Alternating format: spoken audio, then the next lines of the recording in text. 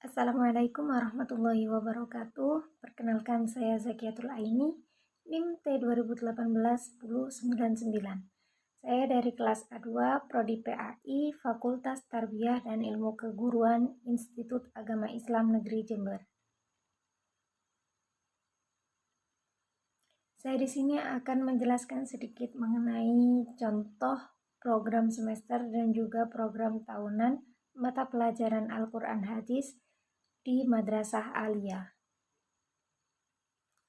Yang pertama yang akan kita bahas itu adalah contoh program tahunan mata pelajaran Al-Quran Hadis di Madrasah Aliyah.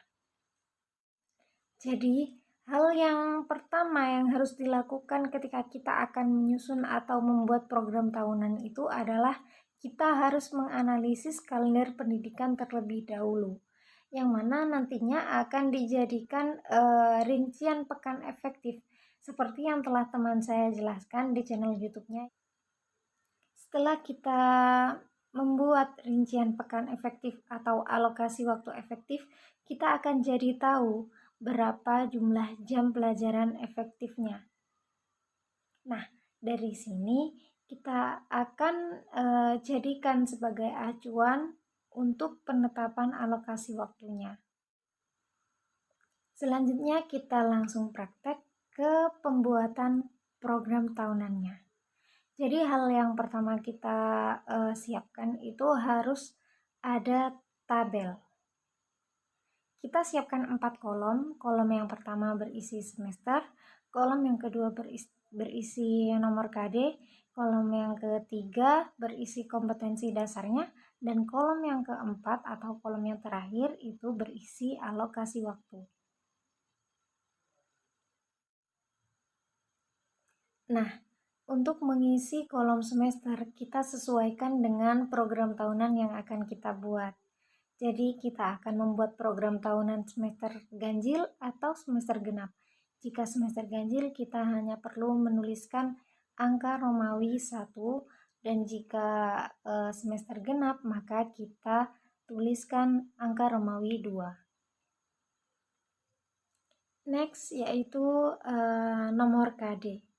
Nomor KD ini pasti berkaitan dengan kolom yang selanjutnya, yaitu kompetensi dasar. Jadi ketika mengisi kolom nomor KD dan kolom kompetensi dasar, kita mengacu pada silabus. Apa yang tertulis pada silabus kita pilih dan kita masukkan di kolom nomor KD dan kolom kompetensi dasar. Misalnya saja, nomor KD 3.1 dengan kompetensi dasar memahami pengertian Al-Quran menurut para ulama. Kita tinggal memasukkan sebagaimana sesuai dengan kolomnya. Kemudian untuk kolom alokasi waktu, kita juga harus mengacu pada silabus untuk mengisi alokasi waktunya. Sebab di silabus itu disebutkan dalam satu bab pelajaran kita itu butuh berapa kali tatap muka, berapa jam pelajaran, begitu. Jadi kita harus melihat silabus dulu. Tentunya dalam satu semester kita menemui ulangan harian 1 dan ulangan harian 2. Kita juga harus mencantumkan di sini. Tergantung setelah berapa bab pelajaran yang telah dilewati, baru adanya ulangan harian, kita letakkan saja sesuai dengan urutan atau kegiatan pembelajaran yang sudah ada di rincian pekan efektif. Nah, dari sini kemudian ada yang namanya jam cadangan, jam pelajaran cadangan. Dari rincian pekan efektif kita tahu jumlah keseluruhan jam pelajaran efektifnya. Dan dari silabus kita mengetahui KD, kompetensi dasarnya, dan juga alokasi waktu yang dibutuhkan untuk menempuh beberapa bab dalam semester 1 itu.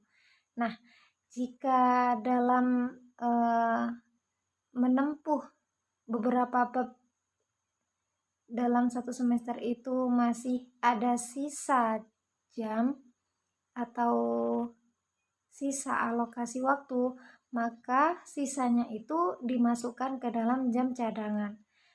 Kenapa? Untuk mengantisipasi adanya rapat dan lain-lain.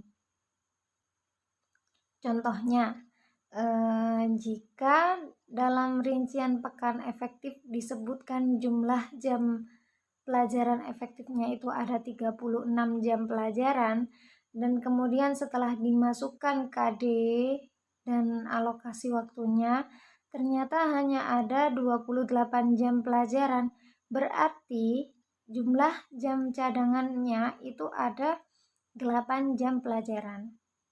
Begitu, 36 jam pelajaran dikurangi dengan jumlah jam pelajaran yang harus ditempuh, yang wajib ditempuh. Itu ada 28 jam pelajaran. Jadi cadangannya ada 8 jam pelajaran. Next, kita akan bahas tentang program semester. Jadi, dalam program semester itu sebenarnya hampir mirip dengan program tahunan.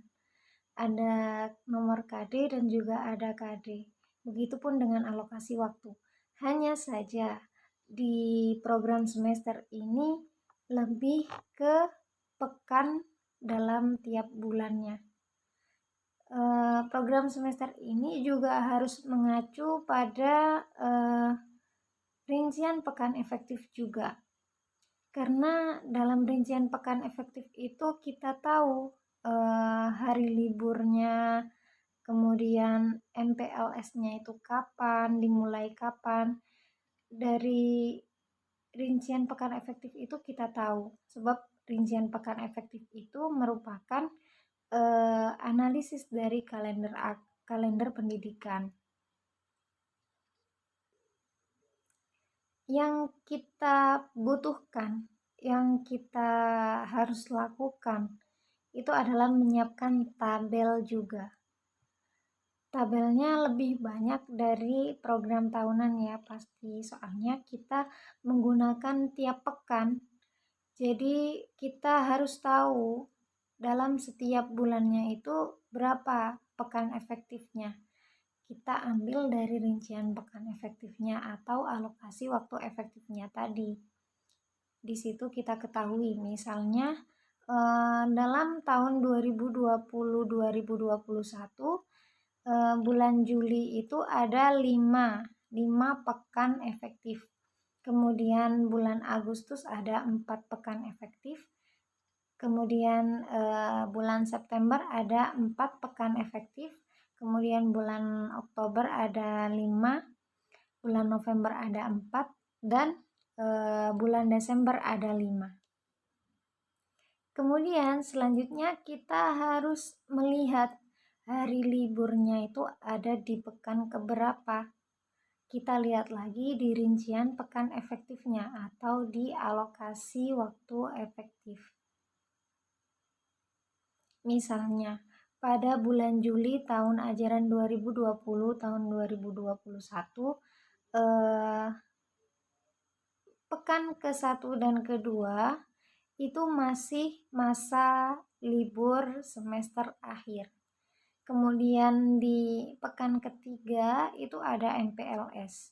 Selanjutnya pelajaran seperti biasanya, dan kemudian di bulan Oktober pekan pertama itu ada UTS. Kemudian di bulan Desember pekan pertama itu ada UAS, ujian akhir semester. Dan di pekan kedua dan ketiga diisi dengan remedial dan class meeting. Dan selanjutnya pekan keempat dan kelima itu libur akhir semester. Dari situ Kemudian kita tandai dengan menggunakan warna-warna yang berbeda. Kemudian di bawahnya kita akan berikan keterangan sesuai dengan warnanya.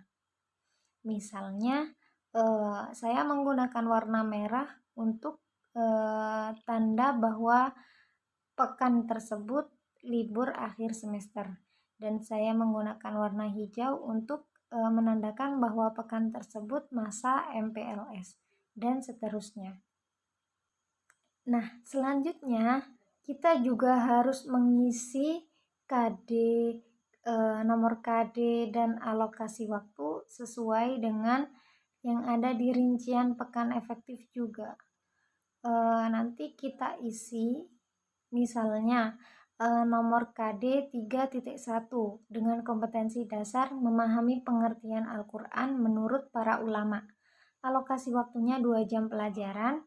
Karena di bulan Juli itu baru aktif mulai pembelajaran itu di pekan keempat, maka kita tuliskan di pekan keempat angka 2 sebagai penanda bahwa ada 2 jam pelajaran di situ. Begitu. Hal ini harus terus dilakukan sampai nomor KD dan kompetensi dasarnya itu habis sesuai dengan yang ada di silabus itu ya. Jadi setelah nomor KD dan KD-nya sudah habis, kenapa kok masih ada yang kosong? Berarti itu adalah jam cadangannya.